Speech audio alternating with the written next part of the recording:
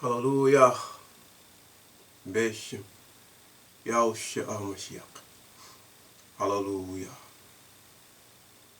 Abba, coming before you, bowing the knees of my heart, beseeching you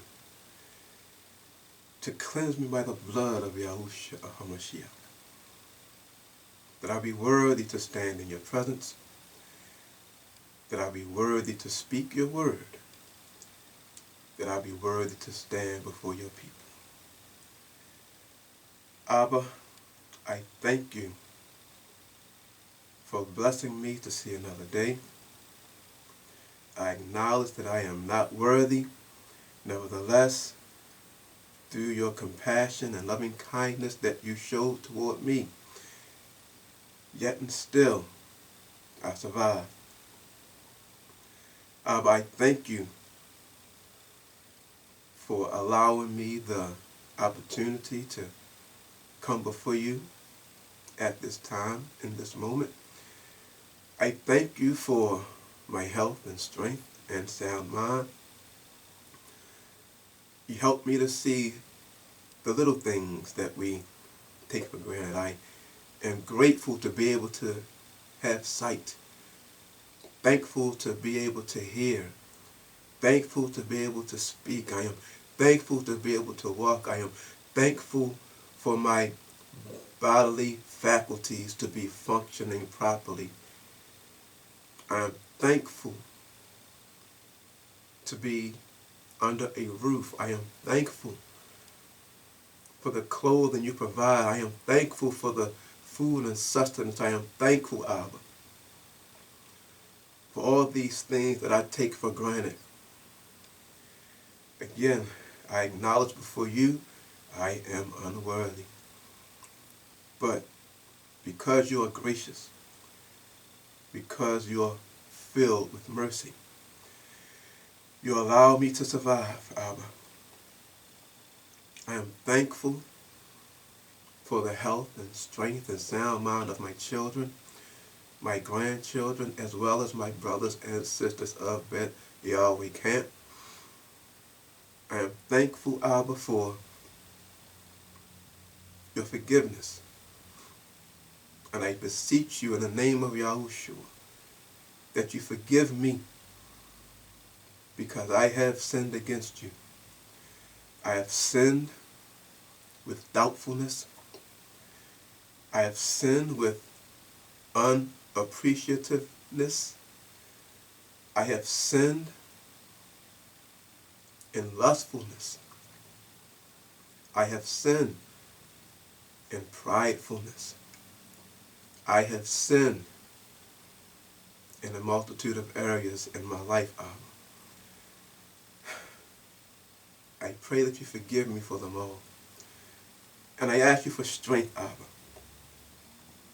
Strength to discern the way in which I need to go. I ask you for strength, Abba, to overcome mental and emotional frailty that still exists within me. I ask you to strengthen me, Abba, physically and spiritually, that I may continue learning at the feet of Mashiach Yahushua all that you desire to teach me. I pray that you strengthen me to continue following after the Lamb wheresoever he goes. I pray that you strengthen me, that I not take my hands off the plow, Abba, but that I push forward, not in my strength because I don't have it, but according to your word. You have said it is not by our strength, it is not by our might, but it is by your Spirit. So I ask you, Abba, that by your Spirit you strengthen me to continue and to stay the course. Because you know my heart, you know my mind. Forgive me, Abba, for wanting to give up. Forgive me, Abba, for cursing my father and my mother. and for cursing the day that I was born. Forgive me for not appreciating the life that you've blessed me with. And I ask for forgiveness, but I ask also for understanding. You know my heart. You know my struggle. I ask for understanding. I pray on behalf of my brothers and my sisters in whichever area they are struggling. You know better than I know, whether it's mental, emotional, physical, or spiritual. I pray that you strengthen us all, and I thank you, Abba, beforehand for answering this prayer, this petition that is being set before you in the name of your Son, because you said in your word, whatsoever we ask in his name, if it be according to your will. And I pray that above all things, your divine will be accomplished in each and every one of our lives, individually and collectively, that we may all walk worthily of our calling and live righteously before you, doing what is pleasing in your sight. Forgive me, forgive us. Beshem, Rebbe, Melech, Yahushua, HaMashiach. Hallelujah. Amen. Welcome once again to Kul Elohim Presents Bina TORAH, Understanding Torah. And we're continuing with Wayikra, which is Leviticus. And this is our second introduction before we get into the lesson. Okay, I will put some thoughts on my mind. So we're going to start with Daniel or Daniel. And we're going to take a look at a few things as we move forward to getting into, as we have this list up here, the plan of salvation. Okay, we will be getting to it, Abba willing. But first, just a brief recap. In the previous segment, Introduction 1, one of the things that we looked at was a writing that Brother Shaul or Brother Paul sent to the assembly in Colossus. Now, one of the parts of this letter, he talked about how we should not let anyone judge us in meat or in drink or in respect of a new moon or of a holy day or of the Sabbath, for they are a shadow of things to come, but the body of Messiah. And as we have learned, what he was saying to those new believers who were coming into the Israelite way of life, do not allow your family and friends to make decisions pertaining to your personal relationship with Yahushua. Let no man therefore judge you, but the body of Messiah. And as we also saw, the spiritual man, hence the body of Messiah, judges all things. Okay? Some people use that passage to justify not observing the appointed times.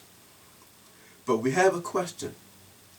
How important are these appointed times? And when we think about it, what we're actually learning, and I believe this was mentioned previously, Abba functions according to a schedule. That is why he gave appointed times.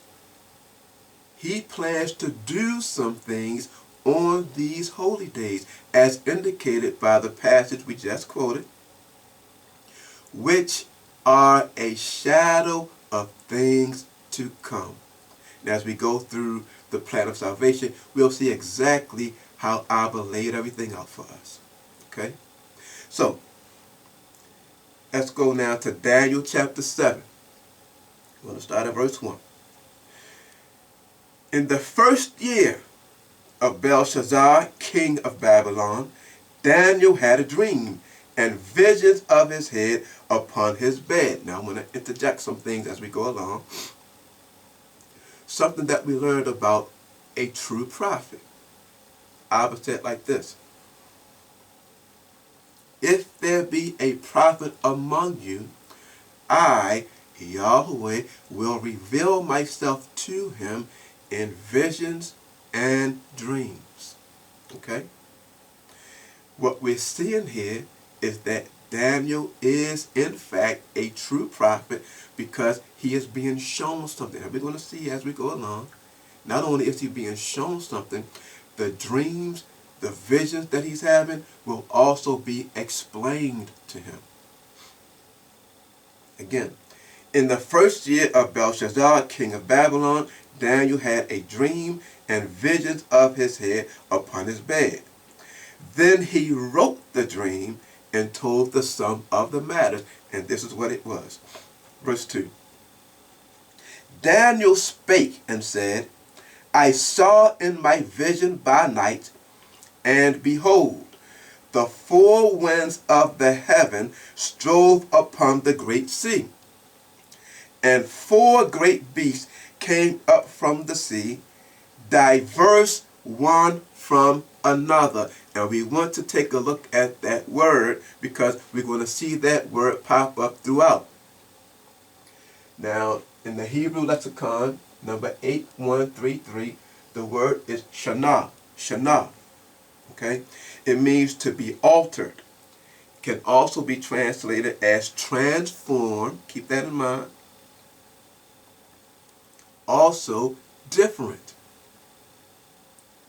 So, he says in verse 3 again, and four great beasts came up from the sea, different one from another. Now, if we go back to Daniel chapter 2, Nebuchadnezzar, he had a dream. In this dream, he saw an image. This image was described by different metals: gold, silver, brass, iron, and also clay. But it was one image. What this one image represented is the kingdom of the serpent. You can even say the sons of the serpent or the children of the serpent. Okay? We often talked about the seed of the serpent versus the seed of Elohim. Well, that old serpent has a kingdom. And in that image that Nebuchadnezzar dreamt about, we see one image, but it has different sections. But it's still one kingdom. And I want to emphasize that because when we read the dream and the vision that Daniel had, we don't want to look at this as four separate and distinct kingdoms. We want to look at it as a progressive development of one kingdom, because that's exactly what we're being shown. Okay? So, before we go there, we want to go to 2 Corinthians chapter 11 and verse 1, and we want to make a comparison.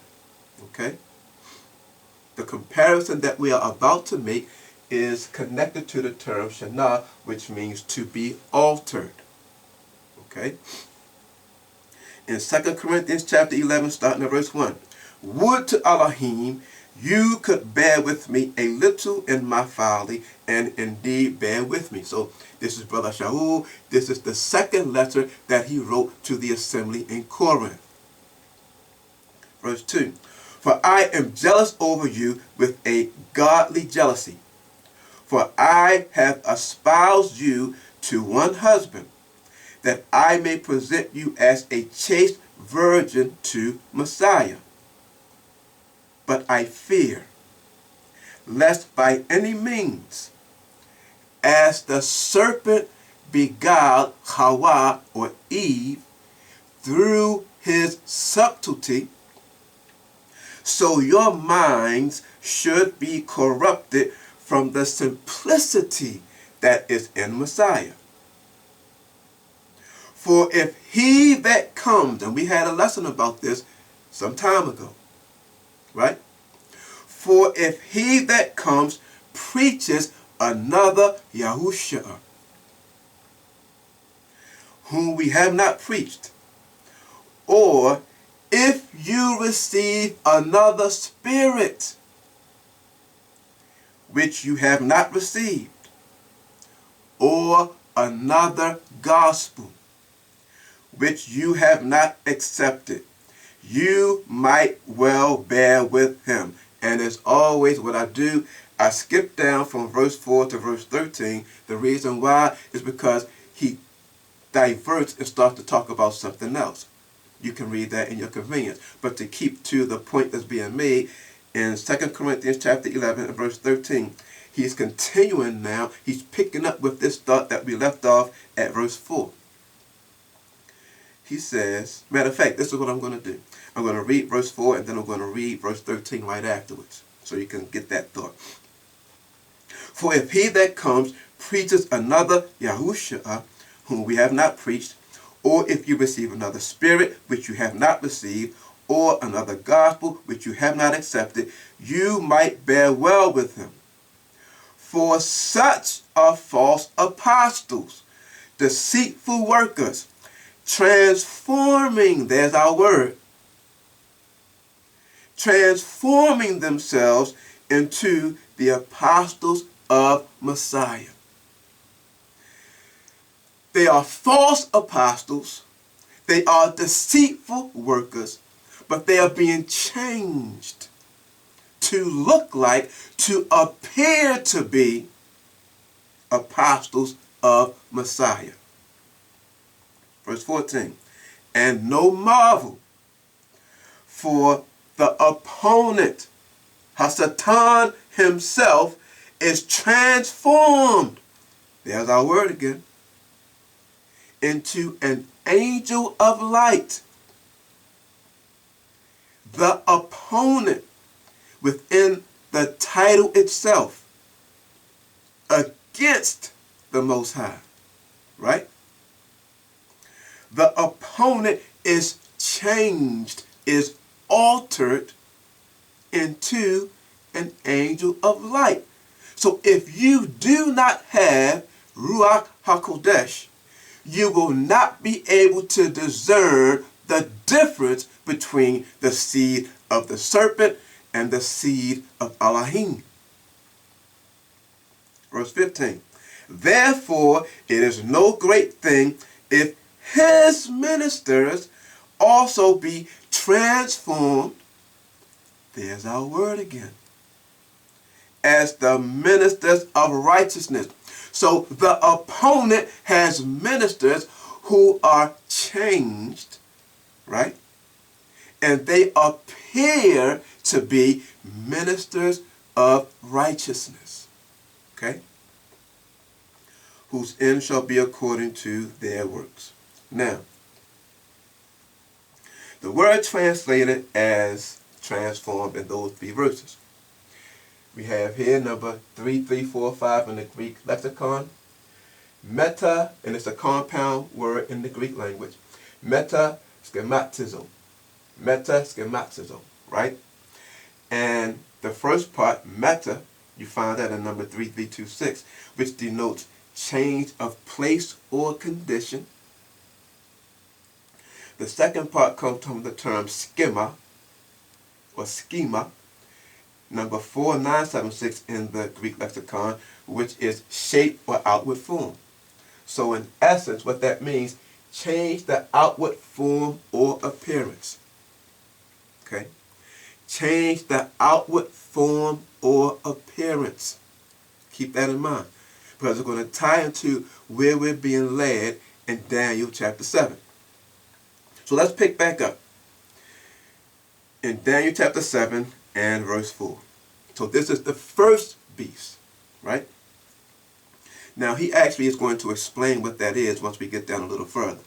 But I can tell you at the outset, for those who may not be familiar with it, each of these beasts that rise point to a king or a kingdom, right?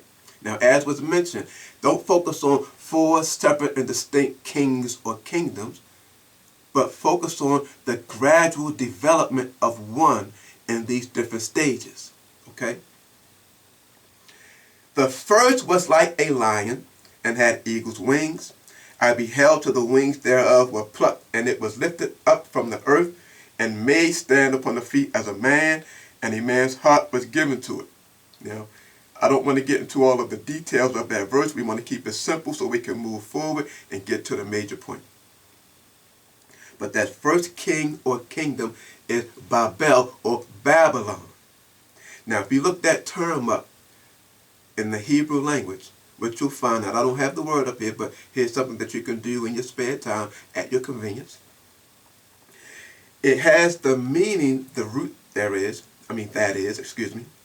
it has the meaning to overflow. Now think about the idea of overflow, but by implication, to mix. Think about if you're pouring something into some type of container and it overflows. Once it overflows, what it does, it now becomes mixed with whatever it's overflowing into, right? Keep that in mind. These are characters of the seed of the serpent, or that kingdom, that government, if you will. Okay? And when you think about the idea of overflowing, one, think about the idea of being inundated or overwhelmed or oversaturated. Think about that. Okay? But not just in the sense of the overflow aspect, also the term to mix, because it also has the connotation of to be confounded or confusion. Okay? So that's one of the characteristics of this first kingdom that is apparent in the whole kingdom: confusion. Think about our world today. Think about the World Wide Web. Why they even call it that? Now, there's a reason why. When you think about what a web is, when you think about the different webs, and you have lines going this way, you have lines going that way, and it's showing like an interweaving. And what the internet does, it is a web in the sense that it is now interconnecting various peoples, various countries, etc., over this whole earth. Okay?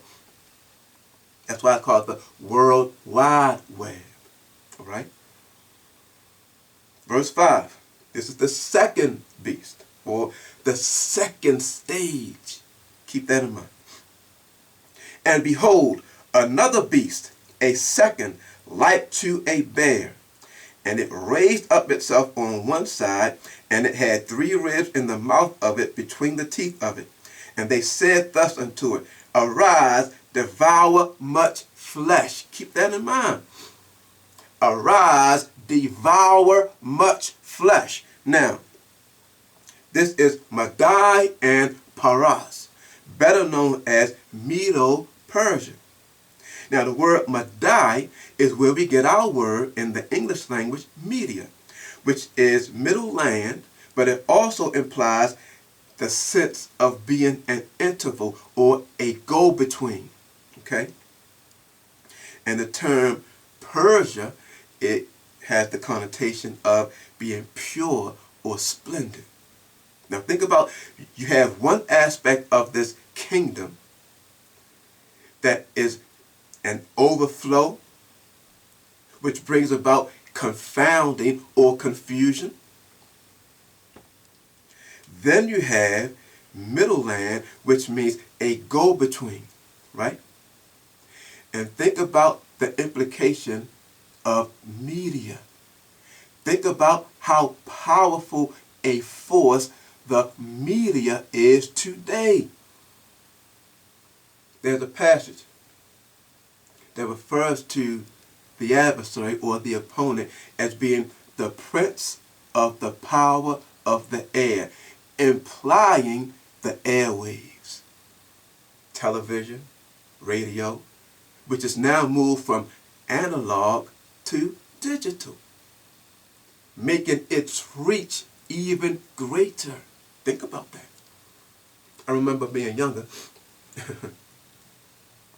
and on the television you had what was called VHF channels, and then you had UHF channels. Now the VHF channels were always the channels that were much clearer, those that were local.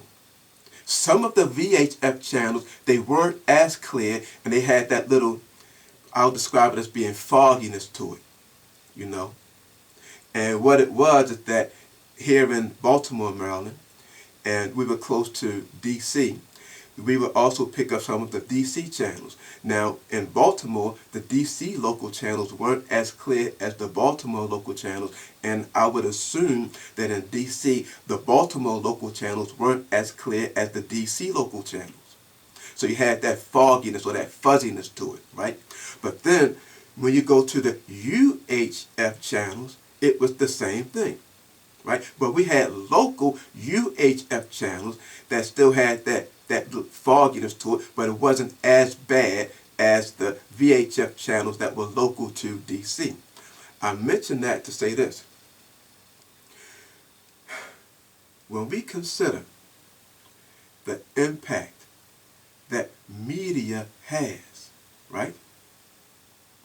Think about the reach that it has and the idea of the airwaves and how, regardless of where you are, and this was during the analog stage, now it's digital, things are a lot different, much more clearer, no matter where you are. We can see stations in other countries just as clear as our local channels today. So knowledge has been increased in the form of technology.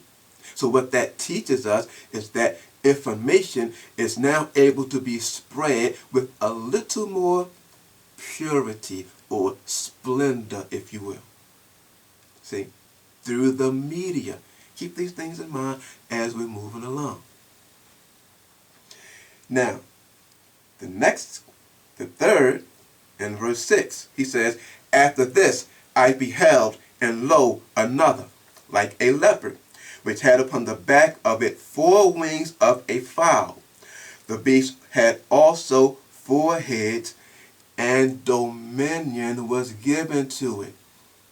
Now, this beast points to the stage we refer to as Yawan in Hebrew, but in English it's referred to as Greece, or the Grecian Empire, right?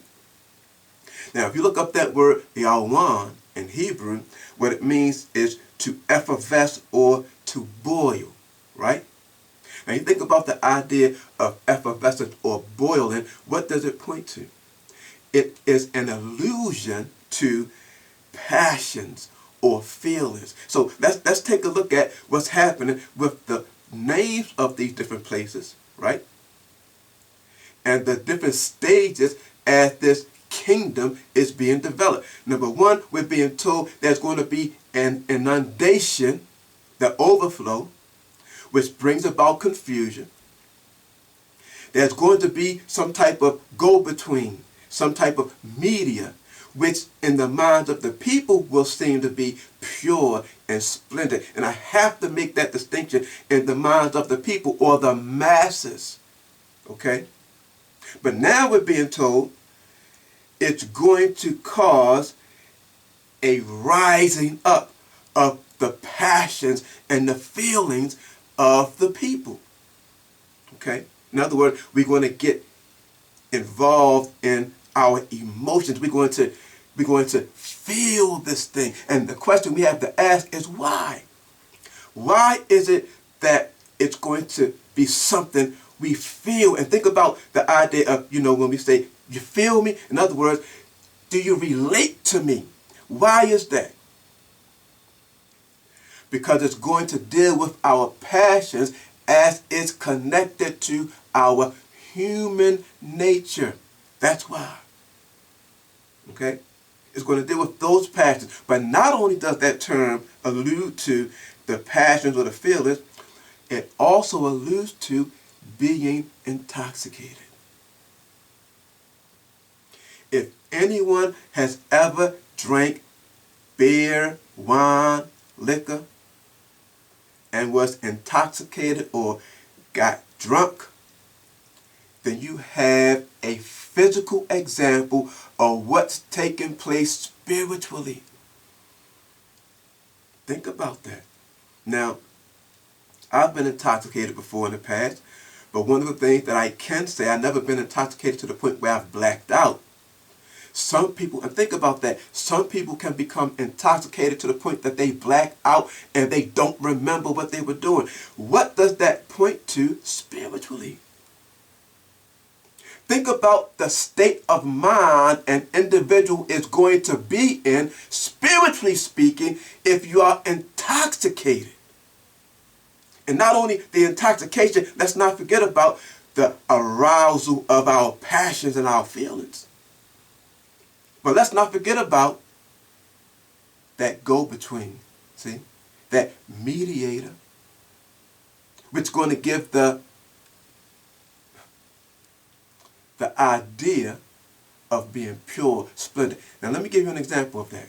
Oh, and before I go there, the inundation which leads about to confusion, right? Let's go and give this as an example. Think about those who may go out, party, club, whatever, become intoxicated, take somebody home, right? Because you are intoxicated, and they make a lot of jokes about this and things like that, to this person at the time, you may perceive them as being more attractive than what they really are. That's why they oftentimes in comedies, they depict this, waking up the next day, then you see them for who they really are, and then you're asking yourself, why in the world did I take this person home? This is what intoxication can do. But don't just focus on what it points to physically. What does that point to spiritually? What will we be opening ourselves to and accepting when we are under the influence of these kingdoms, or this kingdom, I should say, right? Next one, verse 7, Daniel chapter 7. After this, I saw in the night visions, and behold, a fourth beast, dreadful and terrible and strong exceedingly, and it had great iron teeth. It devoured and brake in pieces and stamped the residue with the feet of it. And it was diverse from all the beasts that were before it, and it had 10 horns. Think about that. This beast, it says diverse, but the word that it comes from, Shana. This beast is going to be altered. This beast is going to be different. This beast is going to be transformed. But we have a question to ask. Transform into what? Go back to what Brother Shaul wrote. These false apostles, these deceitful workers, transforming themselves, right? Hasatan, the opponent, transforming himself. Ministers of righteousness, right? Hasatan's ministers, transforming themselves to ministers of righteousness. Think about that. So something's about to happen with this kingdom that's going to be totally different from the other kingdoms.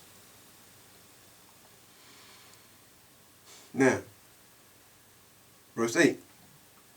I considered the horns, and behold, there came up among them another little horn. And that's going to be our focal point, because from this fourth kingdom, and let's say the fourth stage of the development of the entire kingdom of Hasatan, right? This little horn, listen to what it says. There came up among them another little horn, before whom there were 3 of the first horns plucked up by the roots. In other words, you had 10 horns. 3 of these horns were plucked up, and in the place of these 3 horns that were plucked up, one little horn one little horn came up in their place. And behold, in this horn, this little horn, in this horn were eyes like the eyes of a man, and a mouth speaking great things. So this is an indication of the power that this little horn would possess. The fact that it says it has eyes like the eyes of a man is talking about having insight. Being able to see and understand human nature. Okay? In other words, what makes us tick. Think about that. Verse 9. Now, scene is going to change, right? And it's important that we acknowledge this. I beheld till the thrones were cast down, and the Ancient of Days did sit. Now, what's important for us to recognize? The power that it's talking about, this fourth stage of development, it's important that we understand that, will be in existence, will be in power until the Ancient of Days returns. So when we look at the world today, for example, right now, everybody is looking forward to the fall of the United States of America, right? A lot of people look to them and they say that we are, because I am a United States citizen, they look at the whole country and they say, this is the beast, Babylon, right? But let me correct something. That's not limited to just the United States of America. You're talking about an entire world system. Every continent, every country, every island is part of it. Not just the United States of America. The United States of America may be considered to be a superpower at the moment.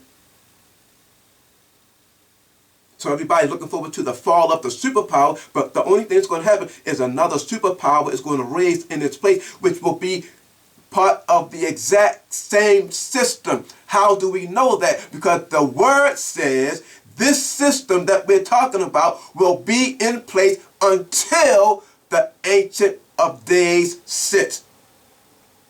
As one of my brothers brought out years ago, through the revelation I was bestowed upon him.